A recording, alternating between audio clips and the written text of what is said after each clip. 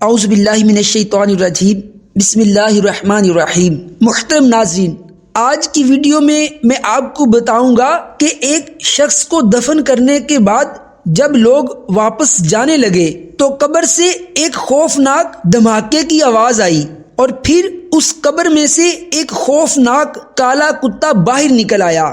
وہاں پر موجود لوگوں میں ایک نیک شخص بھی تھا۔ اس نے کتے سے پوچھا، تیرا ستیہ ناس ہو، تو کون بلا ہے؟ اس پورے واقعے کو جاننے کے لیے ویڈیو کو آخر تک دیکھیے۔ دوستو، میں اپنے چینل پر اسلامی، اصلاحی، علمی موضوعات پر ویڈیو بناتا ہوں اور ہر واقعے یا حدیث کو مکمل حوالہ اور ثبوت کے ساتھ بیان کرتا ہوں تاکہ میں اپنے ناظرین کو صحیح معلومات فراہم کروں۔ اگر آپ چینل پر نئے ہیں کو یہ ویڈیو پسند ہے تو ویڈیو کو لائک اور چینل کو سبسکرائب لازمی کر دیجئے گا۔ تو شروع کرتے ہیں آج کی ویڈیو۔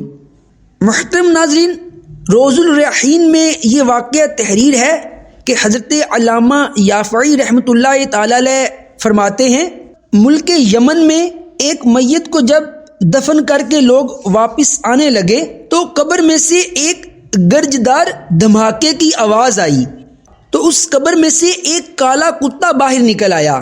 وہاں پر موجود لوگوں میں ایک نیک شخص بھی تھا۔ وہ شخص اس کتے سے پوچھنے لگا، تیرا ستیہ ناس ہو، تو کون بلا ہے؟ وہ کتا کہنے لگا، میں اس میت کا برا عمل ہوں۔ اس نیک شخص نے پوچھا، یہ جو آواز آئی تھی یہ چوٹ تیرے لگی تھی یا میت کے؟ تو وہ کتا کہنے لگا، یہ جو دھماکے کی آواز آئی تھی یہ مجھے چوٹ لگی تھی۔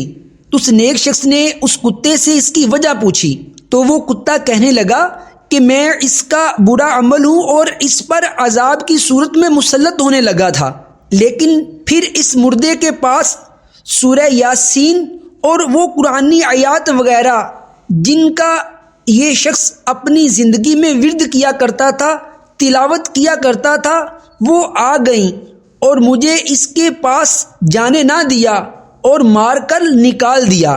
ناظرین، اس واقعے سے ہمیں یہ پتہ چلتا ہے کہ جو سورہ یاسین شریف کی تلاوت کرتا ہے یا دیگر سورتوں کی تلاوت کرتا ہے تو قبر میں اس کا یہ تلاوت کرنا اسے فائدہ دے گا۔ ترمذی شریف کی حدیث پاک ہے، اللہ کے نبی صلی اللہ تعالی علیہ وآلہ وسلم نے فرمایا، قرآن مجید میں 30 آیات کی ایک سورت ہے جو آدمی کے لیے شفاعت کرے گی یہاں تک کہ اس کی مغفرت ہو جائے گی، اور وہ تبارک الذی بیدہ الملک ہے، یعنی سورہ ملک جو 29ویں پارے کے شروع میں ہے۔